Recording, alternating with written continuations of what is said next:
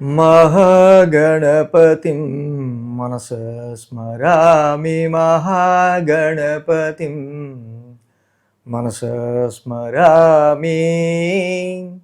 TR creations family అందరికీ నా హృదయపూర్వక ధన్యవాదాలు.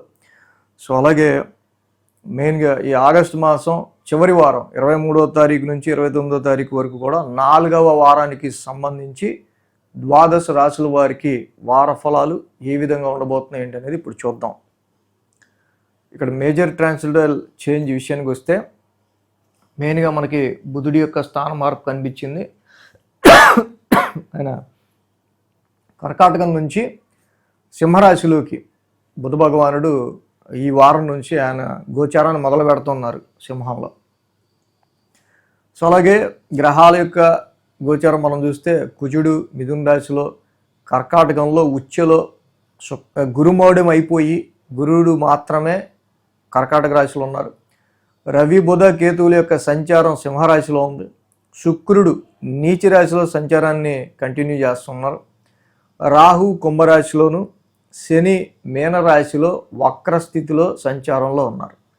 ఈ వారం చంద్రుని యొక్క గమనం మనం గమనించినట్టు కనుక ధనస్సు మకరం కుంభం 3 రాశుల మీదుగా చంద్రుని యొక్క సంచారం కూడా మనం చూడొచ్చు.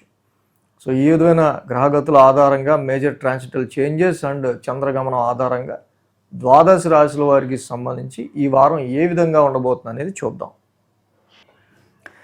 కుంభరాశి వాళ్ళకి చూద్దాం. కుంభరాశి వాళ్ళకి సంబంధించి మనం చూస్తే అష్టమ స్థానంలో శుక్రుడు మాత్రమే ఈ రాశికి యోగిస్తున్నారు. మిగతా 8 గ్రహాలు ప్రతికూలంగా ఉన్నాయి. అలాగే 11, 12, 1 స్థానాల మీదుగా చంద్రుని యొక్క సంచారం ఉంది. ఇక్కడ మెయిన్గా ఏంటంటే ఈ రాశి వాళ్ళకి పనులన్నీ కూడా కొంచెం ముందుకు వెళ్ళే క్రమంలో మనకి చాలా హర్డిల్స్ అనేవి, జాప్యం అనేది, కొంత టైం అనేది కనిపిస్తూ ఉంది.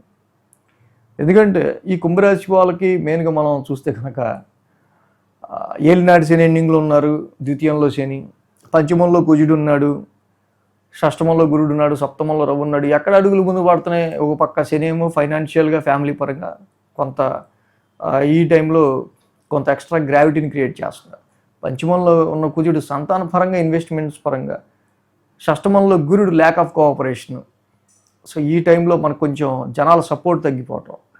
అదే టైంలో సప్తమంలో రవి బుధ కేతువులు లాంటి గ్రహాలు వీటి వల్ల ఎక్కువ పవర్ స్ట్రగుల్. అది కాక సప్త మ్యారిటల్ లైఫ్ పరంగా కూడా అంత స్మూత్ ఇది లేకపోవటం, వ్యాపార పరంగా తీసుకునే డెసిషన్స్ వచ్చాయి. సో ఇక్కడ కుంభరాశి వాళ్ళకి నేను చెప్పేది ఏంటి అంటే అన్నీ ఇక్కడ ఎవ్రీ ప్లానెట్ ఏవి దిగ్బలంలో లేవు కాబట్టి దిగ్బలంలో లేనప్పుడు ఆల్ ఆస్పెక్ట్స్లో మనమన్నా సబ్కాన్షియస్ మైండ్ని జాగ్రత్త పెట్టుకోవాలి. సో విచక్షణతో ఉండాలి. సో కాబట్టి చేసే ప్రతి పనిలో కూడా ప్రస్తుతానికి ఉన్నది ఉన్నట్టు అలాగే ఉండి నడుపుకుంటూ ఇక్కడ ప్రతి విషయాన్ని కూడా చక్కగా ఫైనాన్షియల్గా ఏంటి, ఇన్వెస్ట్మెంట్స్ ఏంటి, సంతాన పరంగా ఏంటి, సప్తమం వ్యాపారం అండ్ మ్యారిటల్ లైఫ్ పరంగా ఏంటి, ప్రతిదాన్ని కూడా అబ్జర్వ్ చేసుకుంటూ ఉన్నది ఉన్నట్టుగా ప్రజెంట్ వ్యాపారం అయితే ఏంటి, ప్రొఫెషన్లో అయితే ఏంటి, మనం ప్రజెంట్ ఇలా ముందుకెళ్తే చాలు అనుకునే విధంగా కొంచెం ప్రజెంట్ ఇలా ముందుకు వెళ్ళడమే మంచిది.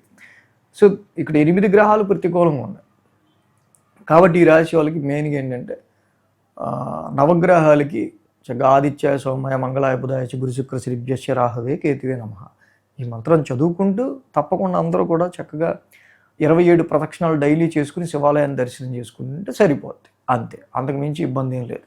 సో ఇక్కడ నేను చెప్పేది ఏంటంటే ఫైనాన్షియల్గా తీసుకునే డెసిషన్ అయినా ఏదైనా సరే అన్ని విషయాల్లో కూడా అడుగులు ముందుకు పడే ఆస్కారాలు తక్కువ ఉన్నాయి కాబట్టి ఇక్కడ కొంతవరకు మీరు ప్రజెంట్ న్యూట్రల్గా ఉండడం అనేది మంచిది. అది విద్యార్థులైనా, గృహిణులైనా, జాబ్ చేసేవాళ్ళైనా, ఎవరైనా సరే. ఈ వీడియో కనుక మీకు నచ్చినట్లయితే లైక్ చేయండి, షేర్ చేయండి. మరిన్ని అప్డేట్స్ కోసం సబ్స్క్రైబ్ చేయడం మాత్రం మర్చిపోకండి.